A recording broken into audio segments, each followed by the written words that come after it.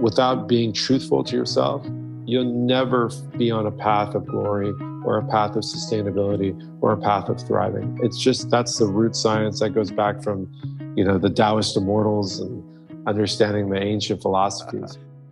So, okay, well, let's just dive in. What do you mean by you get strength out of your shadow? Because I feel the complete opposite, where I really get strength out of living more in the light. But I'm very curious to hear about the shadow. So it's so interesting because I just did this post on what's going on in Iran, my home country, the oppression with the women. And I have a tattoo on my arm. There's a writing here, and it's from ancient Zoroastrian text, which is the first monotheism faith in the world, 5,000 years before Christ. And the Christ figure in Zoroastrianism is Ahura Mazda. And he's speaking through Asha, which is nature. And basically this translates to your identified true self, your illumination in this world will come out in full power within the depthness of darkness, into the deep, deep darkness.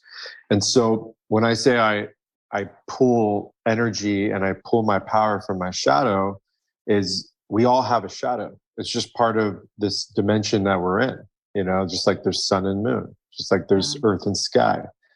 And I don't think, for me personally, focusing on all my light doesn't allow me to eclipse into the rawness of my truth. And shadow is it's ambiguous, right? How do we identify what shadow means? For me, the shadow is where I'm in my primal state without having to try to activate something external. It's like my core power. It's not an evil, because I think that's how we've mistaken all of the ancient practices. The ancient practices is, into the depthness of your eternal desires and where you are in this world is that's where the fruit is. And so I grip on to what my internal desires are. I acknowledge them, and I play with them in a way where it brings me into a place of higher learning and higher attainment. And so it's rooted in force and energy, as opposed to, just like being up in the clouds and being in La La Land. And it goes well with my upbringing and, my anthroposophy. So I'm an anthroposophist. I was trained in Rudolf Steiner principles since day one. Can you explain what that is? Anthroposophy? Anthroposophy. Okay. Can you explain what? I've actually never heard that. Do you know who Dr. Rudolf Steiner is? I've heard his name, but I don't know. He created Waldorf education, biodynamic farming. He was a clairvoyant scientist who ran the Theosophical movement in 1865 to 1925, Austrian born. He was just a sage and a seer of, what's to come. And, anthroposophy is not a religion. It's based on your own inner values and your own faculties and the development stage of life, and how to see things on a spiritual level outside of just the mechanistic material lens, which we find ourselves in at a drastic level right now. Yeah. And his whole thing was, we have to develop free children. And so that's where Waldorf education was born. And instead of forcing a curriculum down a child's, mind and consciousness, it's let's create an incubator for that child to grow their own faculties, their own perspectives, their own identity, and allow the soul to fully carnate into the body. And we now know through science, that are real science, that the child is running on a static brainwave of theta throughout childhood till about age 6 or 7. And theta is the wave of imagination and purity of imagination and development of consciousness. And it's also the waves that your brain are in when you're in meditation as well, right? That's right. It's the in-between stage of going into like a deep, deep transcendental meditation, or when you're just about to drift into sleep mode, or when you're just getting out of sleep mode. That's the theta wave. And so there's a lot of programs out there right now that are retraining the mind, and it's going through theta wave lessons. And so, I was keen to this information at an early age, and it was part of my human design to be in this investigator flow and creativity flow. And so for whatever reason, my karma brought me into that. And from there, Waldorf education is really just the beauty of recognizing someone's soul within your own self and seeing who you are versus what you're supposed to be. So it's the complete opposite of the state-sponsored school system, which is basically, it's a forced curriculum. It's, you're here at 7:30 a.m., you're sitting in a chair, you're listening to one teacher, you're getting one perspective, you have to do your studies, you have exams. This it's like that's like some kind of spell. And so I never could do regular state-sponsored school. I couldn't stay in my chair. I wanted to climb trees. I wanted to learn from nature. I wanted to go to the beach and watch the sets roll in and see how waves break and see how all of these things are in alignment, understand soil science. And that's what paved the way for what I eventually became, what I evolved into, and ultimately becoming a biodynamic farmer, where we have our biodynamic farm on the North Shore of Kauai. And so, and are you familiar with biodynamics? I am, yeah. And I speak a lot about regenerative farming too. Okay, fantastic. So, I mean, that's, we now know that the mirroring effect of our health, our lifestyle, everything that we are is a direct reflection of our topsoil. And that's becoming almost cliche now, but it's like there's a deep mystical level to that. And so biodynamics is a concept of a closed loop system where everything is self-contained. You're not having to ship something from, Peru or South America or Central America to a farm or to India or wherever. Everything is contained within that ecosystem, where at the center of it is the sacred cow and the black gold and the manure that the cow produces through, the chambers of the gut, and how that whole alchemy works. And then within that closed loop system, there's a construct of understanding our cosmology, the waxing and waning of the moon, the seasons, understanding the equinox, the equilux. All of these things are completely related to, the cosmic alchemy of growing food and nurturing food. And so biodynamics was born not in a necessity to create the most bioavailable food. That's actually a byproduct of biodynamics. Biodynamics was to merge man and earth and find man's, I would say, stewardship and authenticity through the deep alchemies of growing food. And that was part of the Waldorf tradition, which was, we can't just force these things. These things have to be developed through the inner gnosis and the teachings of the elders. And you find that in most ancient practices and how that's worked. And today we're in a modern mechanistic world. We've lost complete sight of this. And there's no wonder why we're in the throes of what we are right now on a conscious level, on a biochemistry level. I'm not, people are sometimes shocked at like how we've gotten here. I'm not shocked at all, because I understand it. It's common sense if you understand even the basics. Once you start getting into like the esoteric aspect of it, it really starts to like illuminate within your senses, and you start to see it all. And it's not a conspiracy; it's quite the opposite. It's actually the truth. And I love it. I mean, it's part of my mission here. It's why I developed Cymbiotika, and why we've created a movement about waking people to wake up, which I love. I'm so here for that movement as well. I woke up to the corruption of our food industry, I would say maybe around like 15 years ago. And then as a result, I was able to start applying that to a lot of other areas of our society and of our life. And it's truly impacted now the way that I view the world. And as I've gotten more into real food and regenerative farming and the health of our soil, I've realized just how disconnected we are from all of this. We're disconnected from our fellow humans. We're disconnected from our soil, from where our food comes from.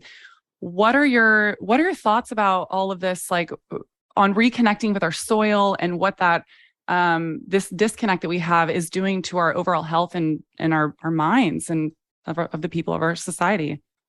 Yeah, thank God you're doing what you're doing. I see your videos. I see you going into Costco and going in all the grocery store. I was doing that a few years ago, and I was having a good time with it. It was just like, and I was going into health food stores and just pointing out all the inconsistencies and just showing people the truth, because, the mainstream audience, they want to be healthy. They haven't been given the opportunity, and they've been disabled since day one. A lot of us have. And they're very confused. And this is something that I also 100%. want to dive into with you, is that we're so confused now on what it truly means to be healthy. And how do we get back to this place of where people are learning to trust themselves again and tapping into their intuition instead of looking outside, going, what do I eat? What do I do? I love what you just said right there, intuition, which is another anthroposophical, I would say, center point, is that we have to develop the faculty of intuition. Mm-hmm. We've been robbed of that. That's such a sacred power. And it's at our root force of how we approach every single day, every single cycle, every single season. Without intuitive power, you're left with, basically just following the herd. And that usually leaves you astray.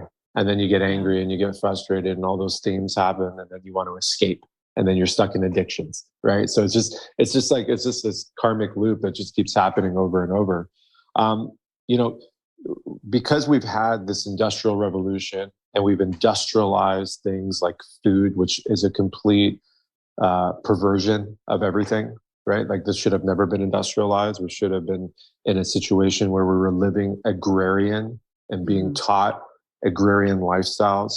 And if you don't know what agrarian means, it means you're basically living off the land and you understand how to survive and make your own food and do those things. Those are principles of mankind.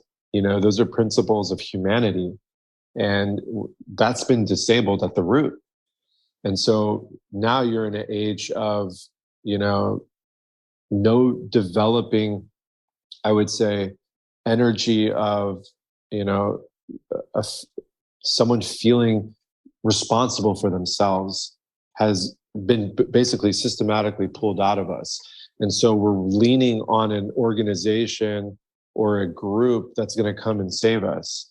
And when a child is not developed at an early age to fend for themselves, to create, to understand the hard work and labor that goes into just one meal on the table, they lose sight of their value, and they lose sight of the love that they have for their family and their parents.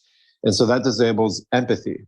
And so we're on generation lost right now. We have generations that have not been passing down these traditional concepts. And so now you have kids, you even have adults that are still kids that are undeveloped, that don't have empathy in them. And when you don't have empathy, it's deep. It's not just like saying, oh my God, I'm an empath, I feel everything. It's so much deeper. It's part of our purpose here, is to have an empathetic, deep gnosis of our neighbor. It's in the Bible. It's in every religious book, love thy, love thy, love thy. But now it's scarcity mentality. Not only should I keep the most on my side of the fence, but you should fail too in the process. This competition, this ego, it's become a poison. And so to go back to, this destruction of our soil, we know that, we've been blitzed with so many things that have, denatured the nutritive capabilities of all of nature. And I'm not talking about just herbicide, fungicide, larvicides, insecticides, glyphosate. I'm talking about we're not even practicing traditional farming methods. And by doing such, we are removing the actual physiological capabilities to develop these neurotransmitters and these microbiotas that actually prepare us to take on everything that we need to as a human being. I always say our soil is a direct reflection of our microbiota. Your gut lining, your ability to keep a stability of good bacteria and bacteria that shouldn't be proliferating in the body is completely dependent on our ability to eat nutritious foods that are grown the right way, foods that are going to develop, feeding pathways for other things to survive. If you look at the actual science, we're just a small percentage of mammalian cells that are in there. Everything else is an ecosystem of outside energies. And That's what develops the consciousness of breaking food down and deciding which food goes here. And it's really interesting if you get down into the layers of it. And so right now you have a society that has been dilapidated, removed from their inner health, and are searching for home runs and instant gratification. And that right there is removing someone's ability to actually be in their dharma, to be doing what they're supposed to be doing. And that's another one that I talk about. Like, if you take all the mass of the people on this earth right now, this great plane of existence, how many of them are living in what they carnated here to do? And that's a scary perspective, because when people are not doing what they want to do, they're not in love with their everyday, they're living a false identity. When you're living in a false identity, you're living in hell.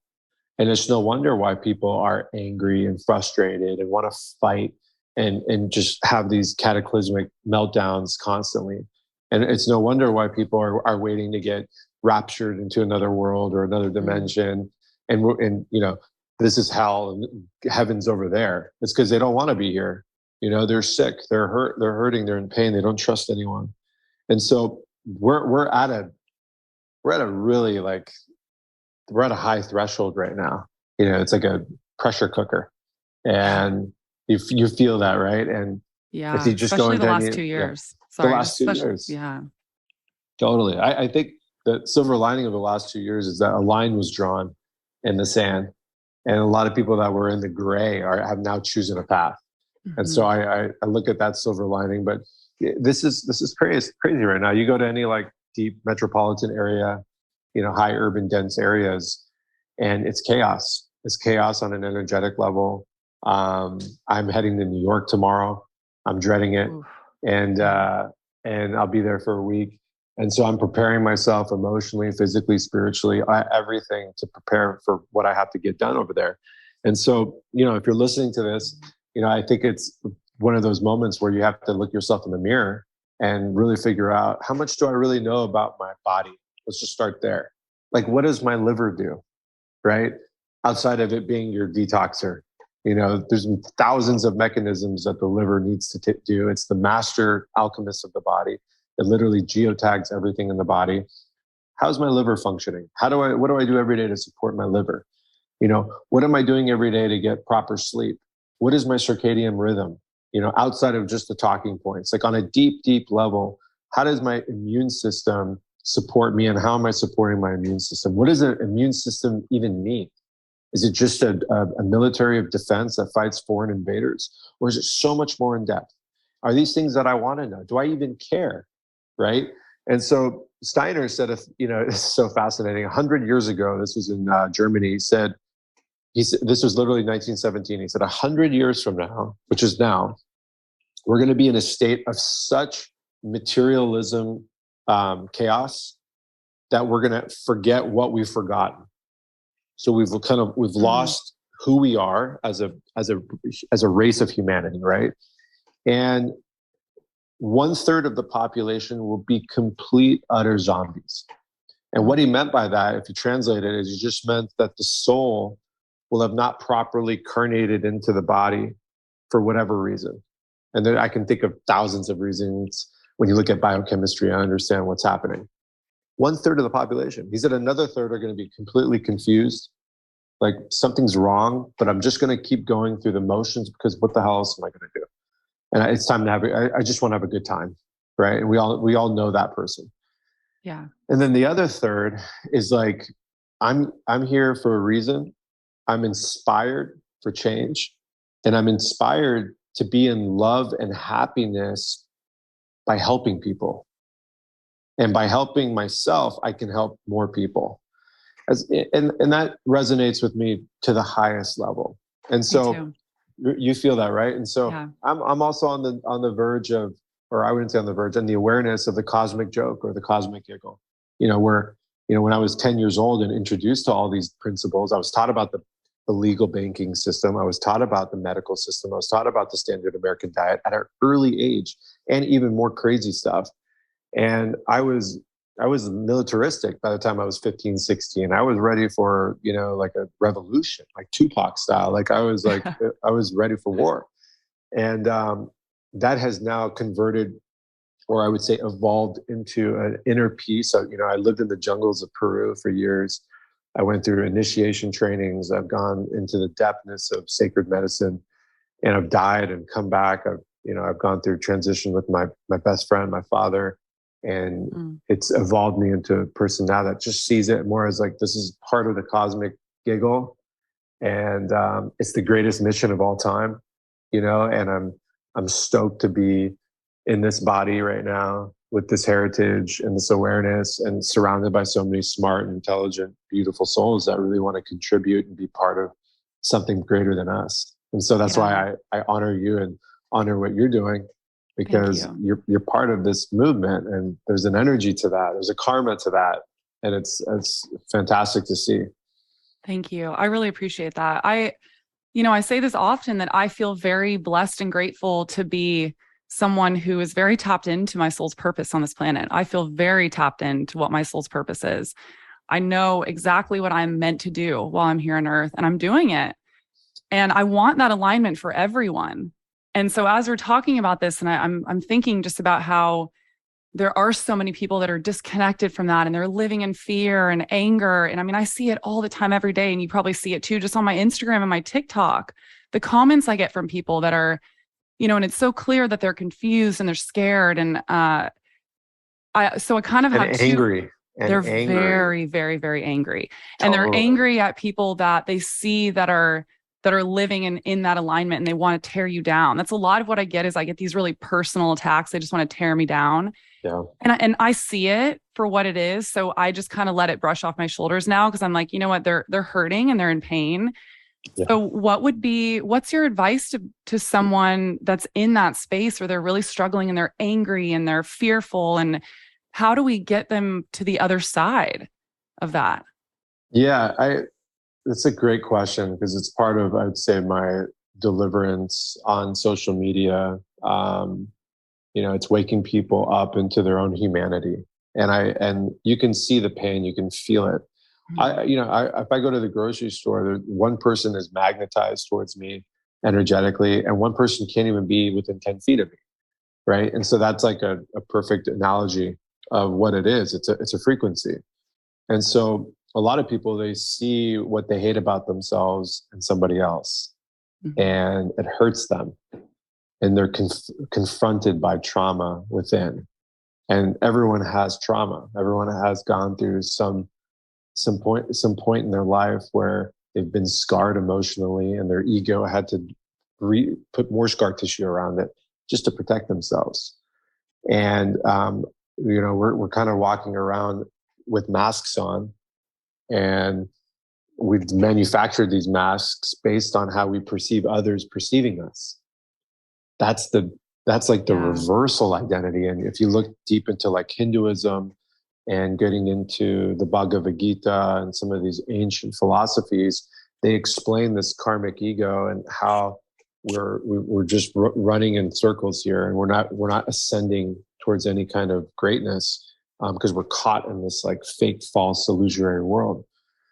And so I have sympathy and empathy for people, where I used to get angry and ready to rock and show them up. But I realized that was my own inner energy. And I think for us is, without a healthy vessel, you can't do anything. So that's why my life is dedicated to health first, spirit second. And then at some point when those two collide, they just become like a revolving force. You can't have one without the other. And so getting people to a state where their body is working with them and they're communicating with their body is hypercritical. We're putting duct tape over the body's check engine light. I make the analogy, like, let's say you're in the cars and you get a hypercar one day, not even a supercar, a hypercar. That means a car is valued at more than $1 million. So it's some, crazy Bugatti or whatever the hell, some crazy car. You get it, you drive off the dealership, you're on PCH, you're having the best time ever. All of a sudden, 4 or 5 check engine lights come on, being a car guy, you would say you would be absolutely insane to even drive that car one more inch. You immediately would pull that car over, get a flatbed, and they would take it to the dealership and figure out what's wrong, right? Yet our bodies are infinitely more valuable than some $5 million car. It's worth 10 billion of them. Mm. Yet we get check engine lights all day, every day. And what do? We put duct tape over them. We mask them. Push forward. We just push forward. And we stop listening. And at some point, the body's gonna stop talking. This is, we're not just made of carbon. There's electricity in this body. There's spirit in this body. And there comes to a point where you get out of the health span and you enter the disease span. And I love the work of Dr. David Sinclair, PhD over at Harvard. I've had some conversations with him. And I think it's very fascinating how our immune system at some point goes senile. And that's called immunosenescent cells, where the immune system just says, you know what, I've taken too much burden. Nothing's changing here. We're tapping out. That's it.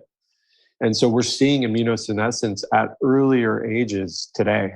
And that's because of a combination of the toxic exposure we're receiving. And at the same time, we're getting fear and we're getting nutrient-less food.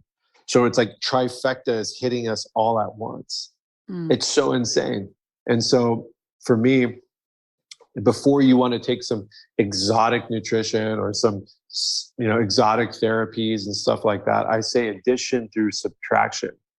We have to look at our lives and see what in our lives is taking us out of our momentum of going into the right direction, because momentum can go both ways. It can go towards disease, chaos, despair, then ultimately the body dies. Or it can go the other direction where you're not just surviving, you're thriving and you're motivated and inspired every day to do better for yourself. It's like if I go train for 4 or 5 hours and I hit it hard and I do an epic, I would say like an hour breath work and I do all these things, I'm not going to go and destroy that with drinking all night or whatever. It's because I showed up for myself. And so it's the same thing. Like you got to find momentum in your life and you got to remove what's keeping you down, and it's your patterns. So let's get disciplinary with our life. Like let's start getting organized. Failing the plan is planning to fail, right? So let's start, looking at our everyday. How are we showing up for ourselves? First and foremost, what does our schedule look like? Are we going to sleep every night at 12:30, 1 a.m., 2 a.m.? Are you rising with the sun? Are you getting your feet on the earth? Are you hydrating with spring water? Are you getting mineralized? Are you avoiding toxic people? Are you in a toxic relationship? Are you procrastinating all the things that you need to do and get done? Are you constantly just like, I don't want to deal with it. I don't want to deal with it. And that's getting you nowhere. Are you disorganized? I think organization is a key fundamental of a life of thriving. So people that are scattered, their closets are dirty, their bathrooms are dirty, their bedrooms are dirty, their kitchens are all over the place. I always find there's a common theme there, and I look at myself sometimes when I get a little bit scattered and stuff like that, I realize it's more of an internal thing. Mm-hmm. And so it's like we have to clean up the basics. We got to understand the basics of the body before we can start, listening to something that's, on such a complicated level that's intriguing. We got to get back to the root basics of our lifestyle, and hydration. How are we hydrating? Are you just like drinking a gallon of water? You have no idea what that water is. You don't know what mineralization is. You don't know how to use electrolytes and salts. We got to figure out what is keeping us from achieving greatness. And are we literally doing Groundhog Day every day?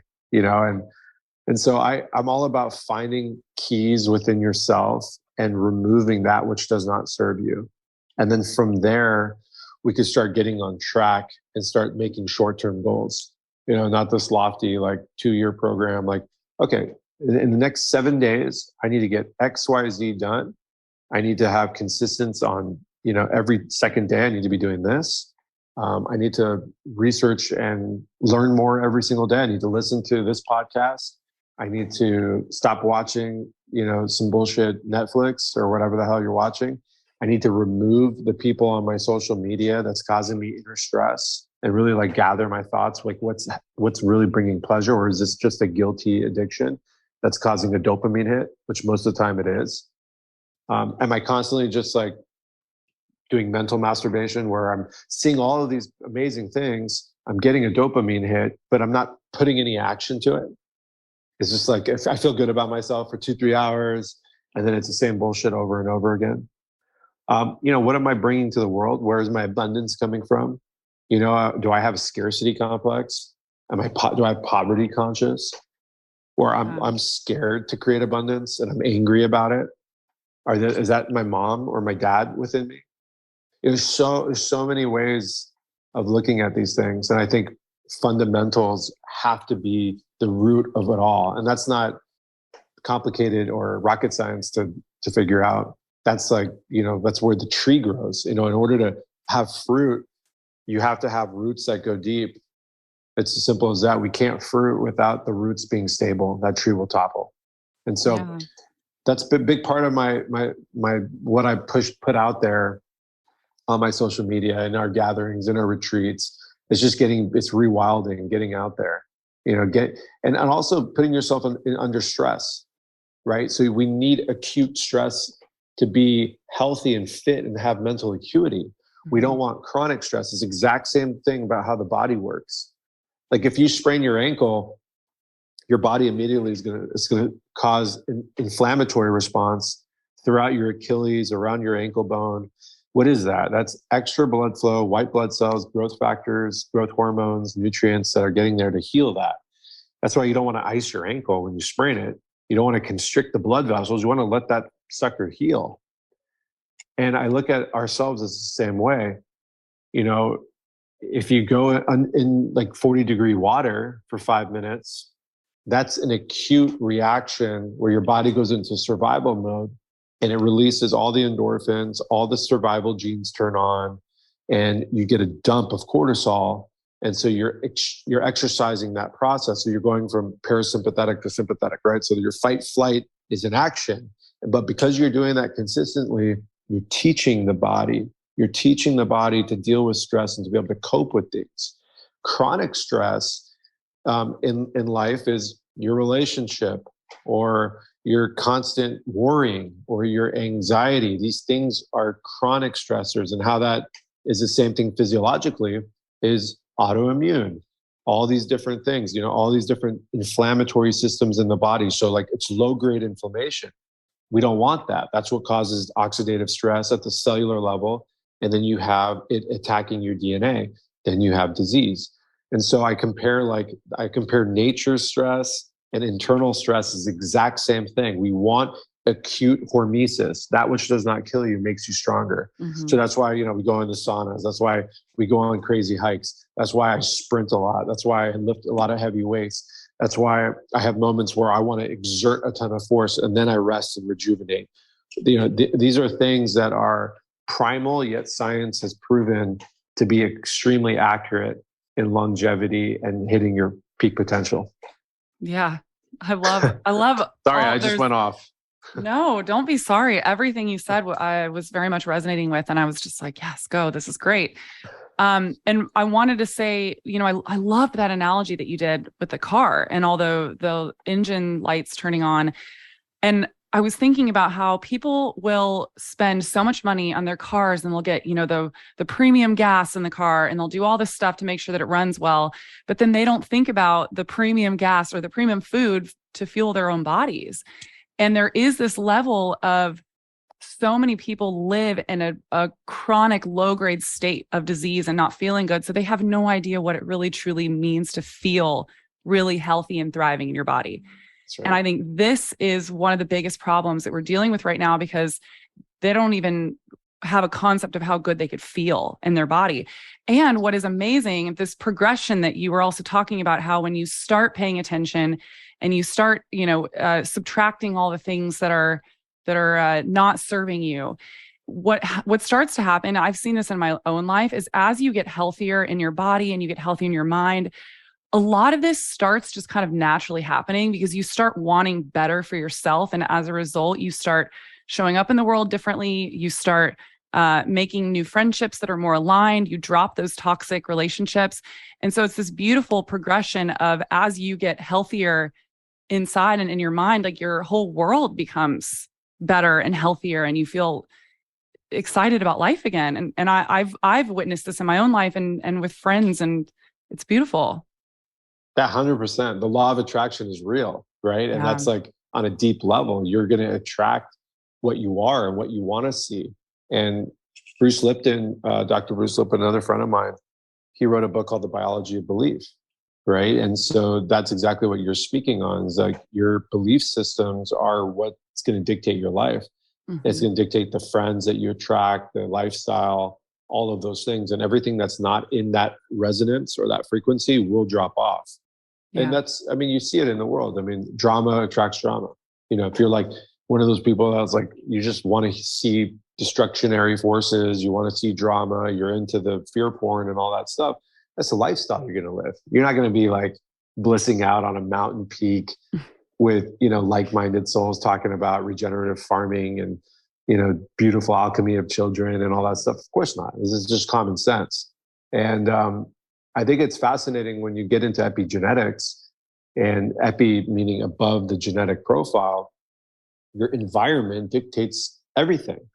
You know, we know that most diseases are inspired, if you will, or activated through your lifestyle choices. And that's the people you're around, the foods you're eating, the joy you're living, the hatred you have, all of those things.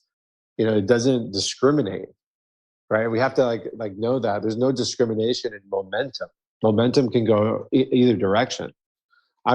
Someone sent me a link of this guy was getting forklift out of a house because he was like 900 pounds. Like they had to cut the wall. Oh my God. And so I was just, my heart was just like, I was just like feeling into this person's experience, and it was devastating for me. And I realized this guy didn't wake up like this one day. You know, he might have, you know, and I'm just assuming, but he might have been bullied. He might have had a lot of trauma, and he got addicted to, you know, weird food, Frankenstein food. All of a sudden, his thyroid disabled. Before that, you know, it's just cascading, and that's a momentum. It's going in that direction, right? And so we have to know that, you know, your flow and the boulder effect of building momentum can go any direction in life. So just be careful and be wary of, like, you know, things that are going on. If you're into your horoscope and you're into all that stuff, then it'd be a disservice if you were not evaluating, you know, your experiences over the last 30 days. Like, how many like arguments have you gotten into?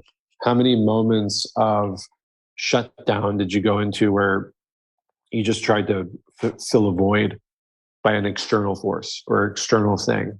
How many addictions do you have? And addictions come in all forms. It could be anything. You know, even some addictions that are deemed healthy for you could be still taking you out of alignment. That's how full on an addiction is. So we have to get so present. And that's really what it is. It's like, how do we practice discernment? You know, from 2015 to 2019, I was using that word every single day, like 5,000 times a day. I was like, we're not practicing discernment. We're just using judgment. And judgment is based on fear. Discernment is based on a full evaluation of gnosis and awareness, and it's coming from a place of center.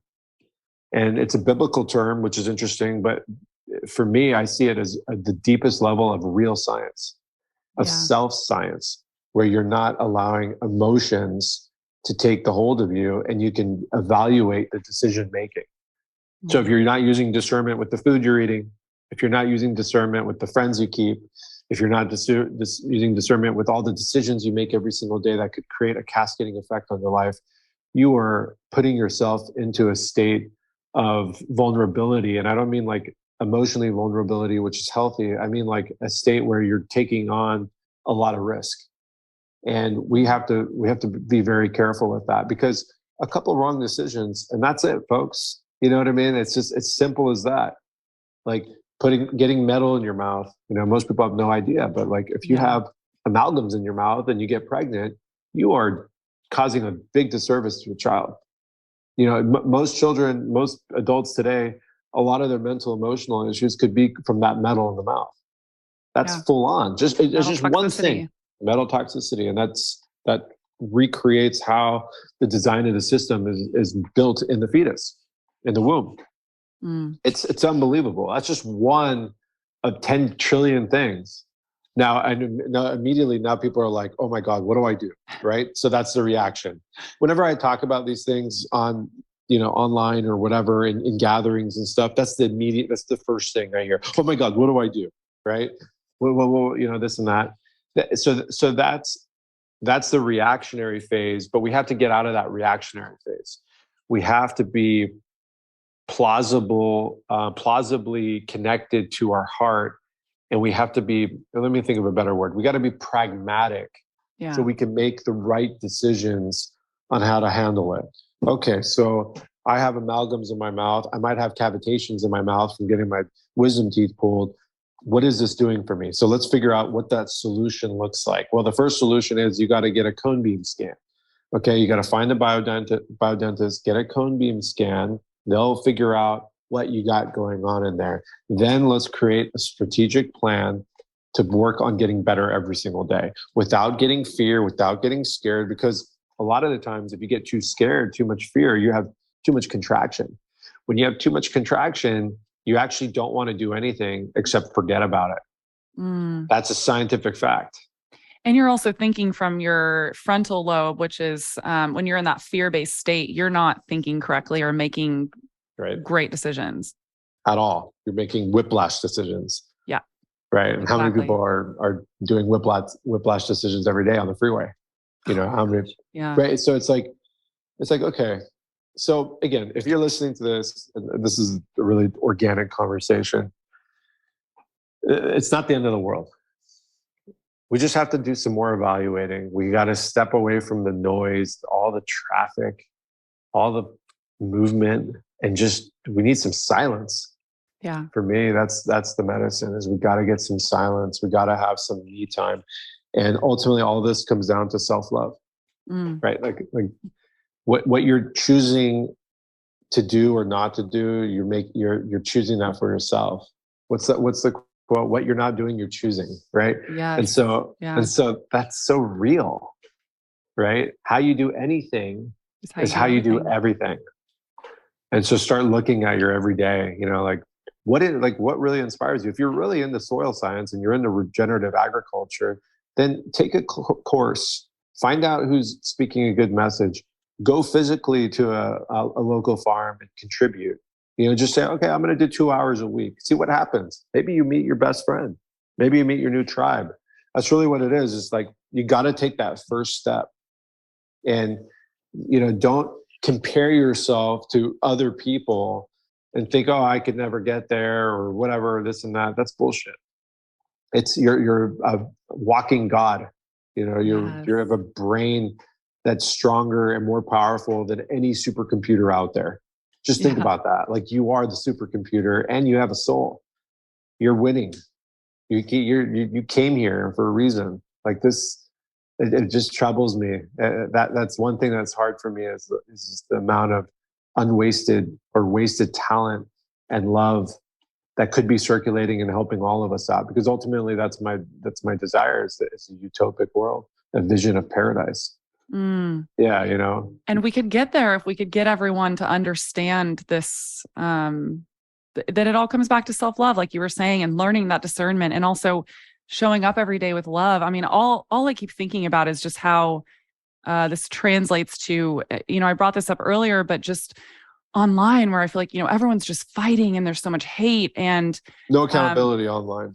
There's no accountability. Yeah. There's no accountability and there's so much confusion. And then you have two different, at least in the wellness world, you have two different camps of people saying like, okay, you have to be vegetarian and, in order to be healthy, or you have to be carnivore in order to be healthy.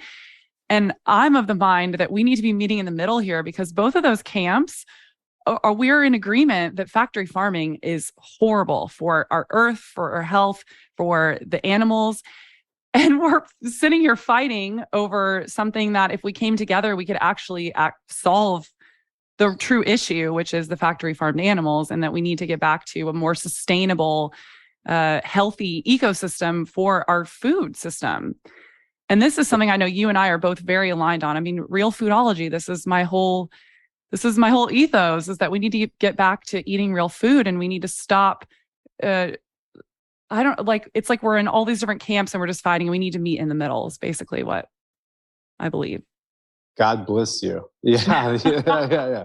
I've been saying that forever. I mean, I grew up around hardcore raw foodists. My cousin obviously is a well-known raw foodist. He created the raw food movement and brought every superfood to the world. And so I was mentored at an early age by Avocado, David Wolf. Oh, and yeah. He's one of the first people I found when I got into this world. Yeah. So that's my cousin. And he was he was my mentor from age like 10 to 16. And I have been a qualitarian since day one. I always felt, we have to just understand or understand how these bodies work and our connection to nature and the biodynamic principles. And from there, it's a combination of balance. And that's, that's what works for me. And to see where we're at now, I deal with extreme on both sides, and that polarization is getting us nowhere. And we do agree on the same principles, that it's the commercial aspects that are creating destructionary actions, which create momentums in terrible directions across the board. And so we just have to ignite the awareness and the education around it. If someone's hardcore vegan and they're doing it for their moral reasons and they're stoked about it, I'm happy for them. I'm not trying to convince them of anything. If someone's a hardcore carnivore and everything else that we do is bullshit, whatever. That's your agenda. Wink, wink.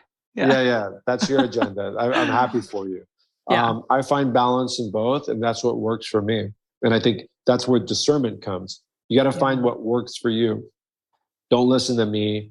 Don't listen to anyone out there. If you like what we have to say and what we're offering, then it's up to you to then do the work. It's up to you to then investigate. And that right there is key, because so many people are sitting on their backs like a wagging dog and just want to get thrown treats and not move. And that lack of stimulation, that lack of taking ownership, that lack of stepping into your power is really the root cause of just about all your issues, right? So we need to get, people need to get rattled. Yes, you just spoke to something that I get so frustrated with people online, and I want to say this sensitively, because obviously I'm here to help people, but I provide so much information, and it's all free too. Like, I want people to understand how our food system works and what foods are healthy for them and what aren't healthy for them. But, there's this level of people want me to do everything for them, like I provide the information, and I kind of see it as like I'm providing the cliff notes, and then it's up to you. You got to do some work here as well. Like you need to investigate more into this. And if you are intrigued by this one topic that I'm talking about, then go out and find some books about it, or go read online. I mean, we have all of these resources at our fingertips, but I have these people saying, okay, well, where's the evidence? Where's the studies? Like, where's this, that, and that, and that? And I'm like, at a certain point, you've got to do some of the work here. I can't go. And also, and I'm sure you feel the same way, I have so many people that are asking these questions on a daily basis, but then they get mad at me when I'm like, go look it up, do the work. They're like, oh, that just means you don't have it. I'm like, doesn't mean I don't have it, but it means that if I have, 50 people asking me this question day to day, I can't answer that question for every single one and go and look it up for you. And also, there is a level of, I want them to know that they need to do the work and they need to put in the work in order to fully reap the benefits of what they're looking for. You and me are the same to a certain degree. Yeah. I've not let it frustrate me anymore. I think my audience now knows where I stand on things. And, but it took a minute, but you always have those outliers that pop into the equation. We've become a conditioned society where we want everything hand fed to us. And, again, we said it, how you do anything is how you do everything, right? So I think that's a great reflection for someone to receive that, wait a second, this is a perspective. If this is something that inspires you, intrigues you, or you're trying to debunk, go for it and take the effort. Yeah. And it's not like we're in the 1300s where they have to go down and look for a cave with a scroll on it. They just have to move their fingers, 5 or 6 times and maybe look at some books and do some research and stuff like that. And the initial response for a percentage of people out there is to attack. Mm-hmm. It's in their nature. And that's the cognitive dissonance, right? Where I could literally show someone, this is black. It's a crystal. Here, hold it. And they still won't see it, no matter what. And that's a lack from within. And that is an ego trait that's been passed on that we're in right now. There is a human out there that can't receive anything that's outside of their construct. And that's a deep programming. And we're just going to have to deal with that. And it's just part of this lifestyle, this dimension that we're in. We're going to have to deal with that. I choose not to deal with it. My vision's gotten a lot bigger. My circle's gotten smaller. Like my inner circle, which is also, I think, important for many people, is to find your tribe, find people that see you, that you can be vulnerable with, that won't take advantage of your vulnerability, that won't take advantage, that value your time, which is the most valuable thing you can offer someone. And that's another thing, speaking on what you're saying, is that if someone is, just saying, I need this from you, I need that from you, they're not valuing you. They're not valuing your time. I get probably 1,000 direct messages a day. I open maybe less than 0.5% of them. And the ones that I sometimes open, if I'm skimming, are the ones that I see are coming from such a place of research, love, respect, reverence, and have a balanced approach to wanting to get into higher attainment. When it's just a straight fired question, this and that, I won't even participate in that at all. So it's an energy, it's an energy exchange that needs to be met. We're doing a lot of work online. I'm doing a lot of it for free. Obviously, I'm founder of Cymbiotika, but I also don't need to be doing this. I could just be on the island right now, farming food. Yeah, I don't need to be sticking my neck in all this stuff and somewhat fighting for a purpose. But I do it because this is my passion, and I want to help, and I want to grow myself. And this is allowing me to be a student every single day.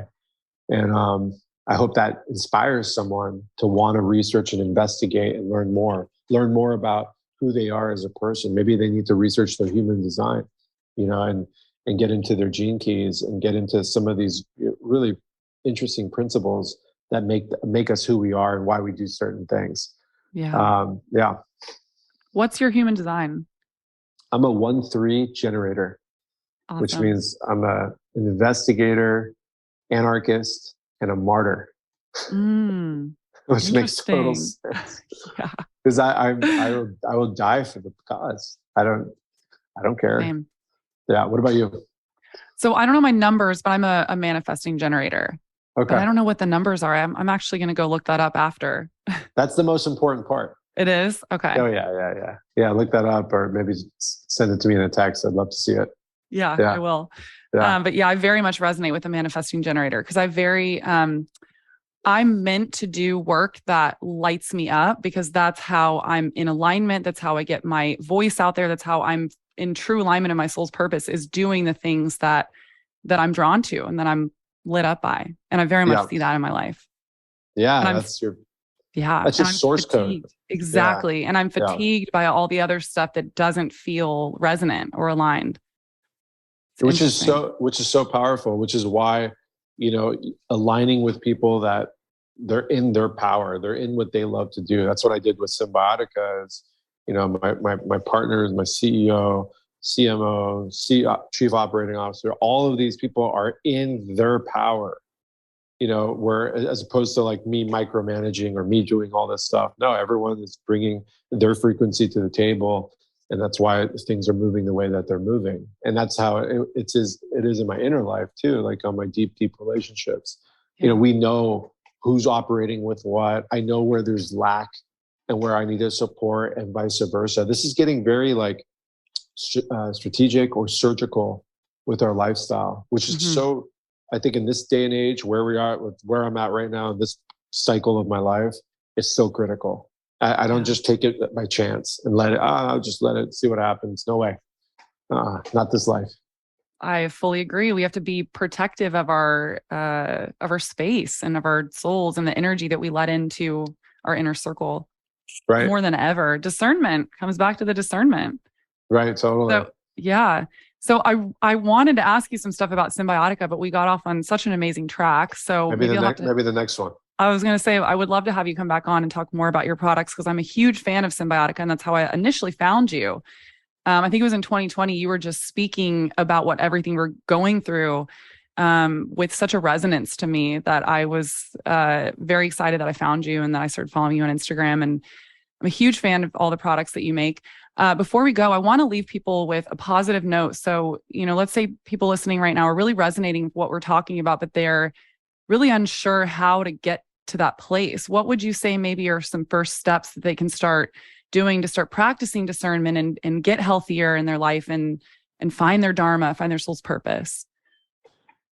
Great question. And thank you for all that. I mean, there's a lot of podcasts that I've been on. I have my own Wake the Fake Up podcast where I've interviewed some of the top athletes in the world. I'm head of nutrition for a couple of world #1 athletes. And a lot of the inspired conversations are revolved around what you just asked me. So there's a lot of information out there. So again, it goes back to discipline. Like, are you prepared to do some work?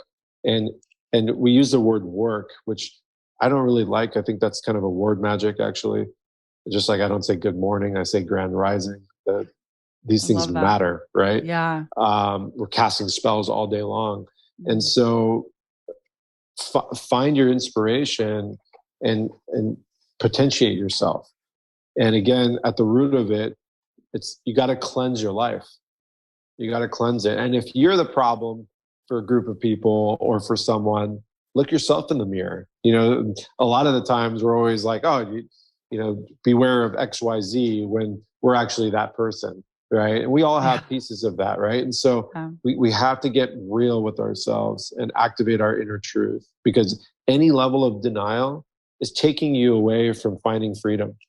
You can't become a sovereign soul if you're in any form of denial. That's a fact. And so just hear that and replay that 1,000 times in your head. Without being truthful to yourself, you'll never be on a path of glory or a path of sustainability or a path of thriving. It's just, that's the root science that goes back from, the Taoist immortals and understanding the ancient philosophies. Another thing is, your health matters. What you put in your body, what you put in your vision, the things that you're watching every day, all of these things is a form of nutrition. Just clean it up. Watch what happens. Yes. You make 30, 40% change, that's going to compound into 10,000% change in your life.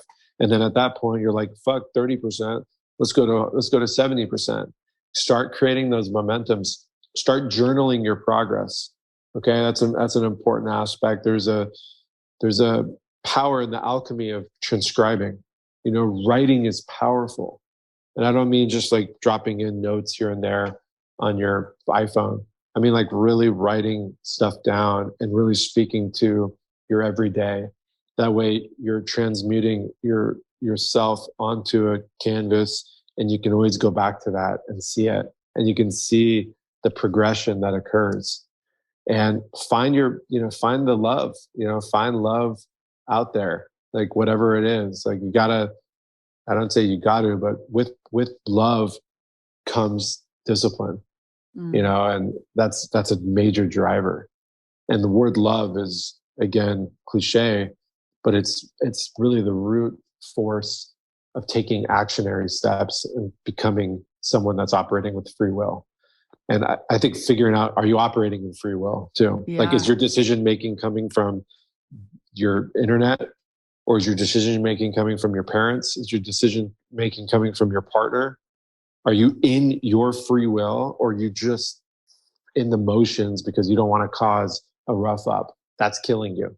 Got to get into your free will. That's so powerful. And when you were talking about love, it reminded me of something that I actually just saw very recently and very much resonated with me. It's really interesting that anytime someone, and I don't know how you feel about psychedelics, but anyone that comes out of a really big psychedelic experience, so like a high dose of psilocybin, for example, they all come out with the same message, which is we're all connected and we're all love.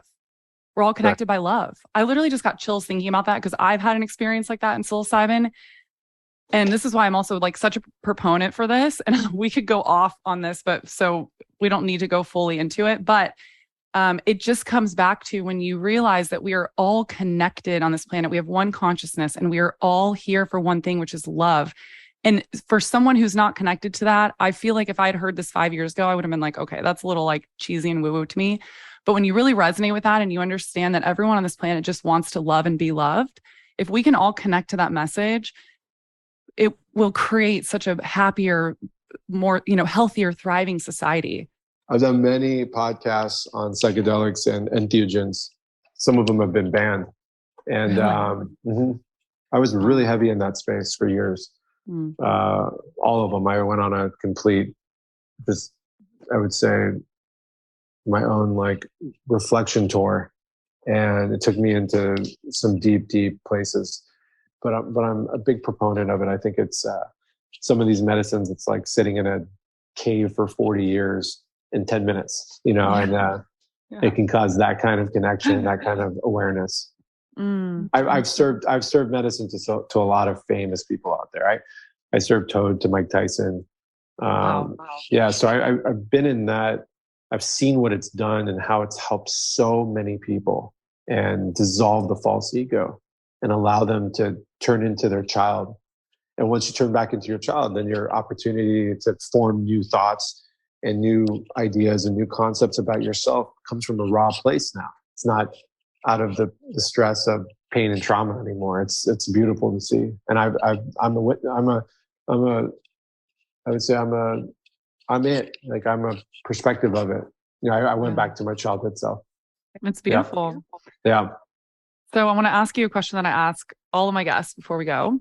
Sure. What are your personal health non-negotiables? So these are things that you do on a daily basis to prioritize your health, no matter how busy you are, non-negotiables. Okay. So the non-negotiable is I got to be in bed by 10 o'clock unless it's like I'm having some crazy night. And so that's the whole thing. I find balance in it. It's the chronic people that are constantly always late, always going to sleep late. That becomes a problem. But if you're going to sleep at 10 p.m. every night and it's pure dark room, you haven't been watching TV for 3 hours, it's 66 degrees in there, you're going to have a good night's sleep. So that's a non-negotiable. Another non-negotiable is I'm waking up with the sun. I'm getting up with the sun. I'm getting my feet on the earth. I'm naked in front of the sun for the first 45 minutes. And at that point, I'm hydrating with molecular hydrogen and shilajit. That's a non-negotiable. That flow right there literally sets up my entire day. Another non-negotiable is I'm making my own food. There's something to preparation of your own food and knowing where the food's coming from. I'm not messing around with that. I'm not putting my life in somebody else's hands. And I'm constantly moving. That's a non-negotiable. Like for me, being sedentary is very dangerous. And I've read all the pathology reports regarding cancer, cardiovascular disease, all of these different things. The more sedentary you are, the quicker you are to the grave. It's simple as that. We should have done this podcast on a treadmill. So. Yeah, right. Or like gone on a hike. I have trails all around. That's why I live where I live. My house is surrounded by trails. It goes out in my backyard. I have trails that go down to the beach. It's just something I have to do. So if you don't have that, you just got to get moving every single day. You don't need no fancy gym equipment. Push-ups, sit-ups, burpees, sprint up your hill, move that freaking body. It's so important. Get a rebounder, jump on a rebounder for 15 minutes, things like that. Those are non-negotiables for me. And just spring water. Yes. Yep. It's important too. Yeah. And not showering in tap water. That's another non-negotiable for me. I talk about this a lot. You got to filter your shower water too. It's more, and it could be more important. Yeah, it could be more important than even your drinking water. That's how full on it is. Because at least you have filtration in your body. If you're breathing in vapors from your municipal tap, it's going straight to your bloodstream. And so we're just, that water is filled with a lot of stuff.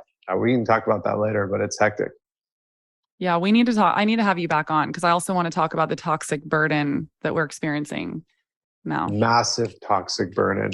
And something that I'm really big on is the combination of an awareness of parasites, Lyme's disease, Candida, Epstein-Barr, just understanding all of this stuff right here is really, I think, at the center point of just about everything we got dealing with us. I think we're overridden by parasites personally. And we have to figure out a strategy for that. I'm working on that. Yeah. Oh, that's awesome. I'm excited about that. Me too. Yeah. Well, for everyone listening, where can they find you, or where can they find Cymbiotika? Cymbiotika.com. You'll find us everywhere. You'll see us. And the only social media that I'm on, there is a TikTok account that I don't operate, but it's me. But Instagram is my most intimate connection. I also have a private Telegram room, but that's private. But my Instagram is Chervin333. Awesome. He's a great follow. You guys need to follow him. I appreciate that. So are you. I really enjoy your messaging and everything you're doing. I love it. I used to go to all the grocery stores and just talk so much shit. And it's so much fun. And people would come up to me while I'm filming it. Like, what'd you say about this? It was hilarious. I get that too. So I get questions from a lot of my friends and they're like, do people come up and talk shit to you, or do they say anything? And I said, honestly, I've had nothing but positive interactions. I had a guy recently I was in the chip aisle and he's literally stocking the chips as I'm next to him filming, talking about this stuff. And when I was done filming, he came up to me and he said, wow, I just learned so much from you. Where can I find this information? Where are you posting it? And then wanted to follow me on Instagram to learn more, which I think is amazing. I mean, that's the work right there. That's it. People are learning. That's 100 monkey effect, right? Yeah. Just boop, boop, boop, boop, boop, boop, Exactly. These are the things that need to be going viral, for lack of a better word, and not the escape bullshit. That's the thing with social media. It's all escapism. And that's what they're cranking out, whether it's chicks with just their ass hanging out or people doing pranks or whatever the hell it is. It's a bunch of nonsense, Yeah, it's just BS that we're filling our minds with and wasting our day. Escapism. That's another podcast. I could do 10 hours straight of escapism behavior and how that is at the root of disease. Yeah. Okay. Yeah. Well, I just wrote a bunch of notes down for our next podcast. Okay. We'll do it for sure. Yeah. Thank you so much. This was an amazing episode. I really enjoyed it. Me too. Appreciate it.